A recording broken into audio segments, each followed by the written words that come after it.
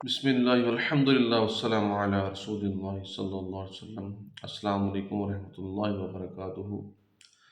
قرآن مجید کی ایک بہت ہی فیمس آیت ہے جو کہ اکثر جب ہم کوئی بھی بیان سنتے ہیں رمضان کے حوالے سے تو اس میں بیان کی جاتی ہے، اور وہ ہے یا ایھا الذین آمنوا کتب علیکم الصیام کما کتب علی الذین من قبلکم لعلکم تتقون، کہ اے ایمان والو، آپ پر روزے فرض کیے گئے ہیں جیسے آپ سے پہلوں پر فرض کیے گئے تھے، تاکہ آپ متقی بن جاؤ، تاکہ تم متقی بن جاؤ۔ اب تقوی کیا ہے، یہ چیز ہم نے تھوڑی سی انڈرسٹینڈ کرنی ہے اس ویڈیو کے اندر۔ نارمل سینس کے اندر ہم سوچتے ہیں کہ تقوی یہ ہے کہ ہم نیک اعمال کریں، اور نیک اعمال کون سے؟ کہ ہم نمازیں پڑھیں، ہم قرآن پڑھیں، ہم ذکر اذکار کریں اور ہم روزے رکھیں، اور یہ نیک اعمال ہے۔ حالانکہ نیک اعمال کی ڈیفینیشن بہت بڑی ہے۔ ایک بات تو یہ ہے جو ہمیں انڈرسٹینڈ ہونی چاہیے کہ رمضان ایک ریفریشر کورس ہے جس کا رزلٹ رمضان کے بعد نظر آنا چاہیے، کیونکہ اللہ نے فرمایا کہ روزے اس لیے فرض کیے گئے تاکہ تم متقی بن جاؤ، رمضان میں نہیں۔ رمضان میں تو بننا ہی ہے، رمضان کے بعد۔ یہ بیسیکلی ایک 1 منتھ کا پریکٹس سیشن ہے ایک مسلمان کا، جس کا اصل جو ایگزام ہے، جس کا اصل رزلٹ وہ رمضان کے بعد دیکھا جاتا ہے، کہ رمضان جب گزر گیا ہے تو کیا آپ 5 نمازیں پڑھ رہے ہیں، کیا ذکر اذکار اس کے بعد بھی جاری رہا، اور کیا آپ اچھے اعمال اس کے بعد بھی کر رہے ہیں کہ نہیں۔ اگر آپ کی چاند رات ہی بغیر نماز کے ہو، اور اگر آپ چاند رات کو ہی ولگیرٹی اور اس طرح کی چیزوں میں انوالو ہو جائیں، اور آپ کی آج جو عید کا دن ہے وہ سوائے عید کی نماز کے آپ کوئی نماز نہ پڑھیں، اور گالیاں بکنا شروع ہو جائیں، ڈرامے دیکھنا شروع ہو جائیں، فلمیں گانے شروع ہو جائیں، اور تمام وہ خرافات جو رمضان میں منع تھیں اور وہ آپ کرنا شروع ہو جائیں، تو اس کا مطلب یہ ہے کہ جو رمضان کا مقصد تھا وہ آپ نے حاصل نہیں کیا۔ رمضان کا مقصد یہ ہے کہ ہم متقی بن جائیں رمضان کے بعد بھی۔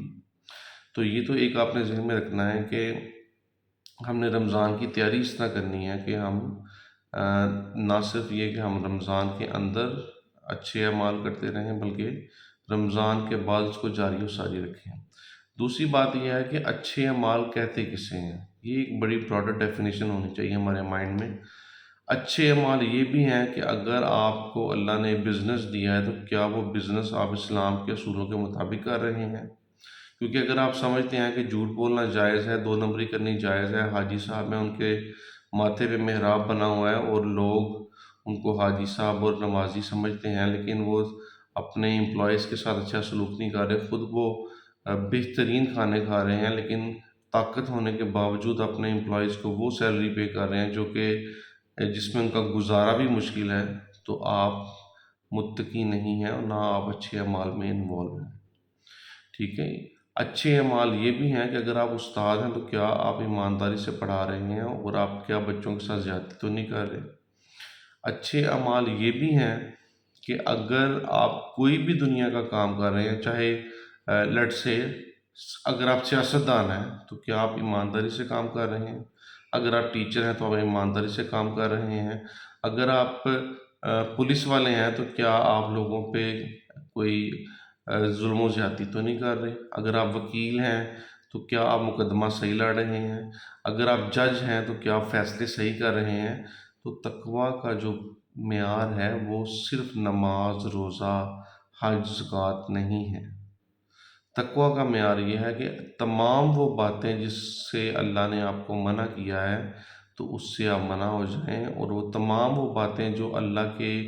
حضور پسندیدہ ہیں وہ آپ کرنے کی کوشش کریں۔ رشوت نہ لیں، جو لوگ پرائسز انکریز کرتے ہیں جان بوجھ کے زیادہ پروفٹ کمانے کے لیے، اور اس پروفٹ سے پھر پیسے اکٹھے کر کے وہ عمرے کرنے جاتے ہیں، تو نہ ایسے عمرے قبول ہیں، نہ ایسی عبادات قبول ہیں، نہ ایسے حج قبول ہیں، نہ ایسی زکاتیں قبول ہیں، نہ ایسی صدقات قبول ہیں۔ لوگوں کے ساتھ فیئر طریقے سے چلیں، لوگوں سے ظلم و زیادتی نہ کریں، لوگوں کے ساتھ اچھا سلوک کریں اور لوگوں کی بھلائی کا سوچیں، تو یہ تقوی کا معیار ہے۔ اور عبادات میں جو اللہ نے چیزیں فرض کی ہیں وہ تو پھر ہمارے اوپر ویسے ہی کرنا فرض ہے، اور اگر ہم حقوق اللہ اور حقوق العباد دونوں کو انجام صحیح طریقے سے دیں گے تو پھر ہم متقی ہیں، اور اس کا اثر نہ صرف رمضان میں ہو بلکہ رمضان کے باہر بھی ہو، تو پھر ہمارا جو ایک اللہ کا ایک مقصد ہے ہمارے لیے روزوں کا، وہ پورا ہوتا نظر آتا ہے، اور پھر ہم واقعی ہی متقی بن سکتے ہیں۔ تو آئیے اس رمضان میں ہم کوشش کرتے ہیں کہ جو اللہ نے ہمیں روزے عطا کیے ہیں وہ ہم رکھیں، اور اس طریقے سے رکھیں کہ جو اللہ کی ڈیمانڈ ہے کہ ہم متقی بن جائیں وہ ہم پوری کر سکیں، اور اس کے اوپر کہیں نہ کہیں ہم کرنے کے لیے اپنے آپ کو تیار کر سکیں۔ السلام علیکم ورحمۃ اللہ وبرکاتہ۔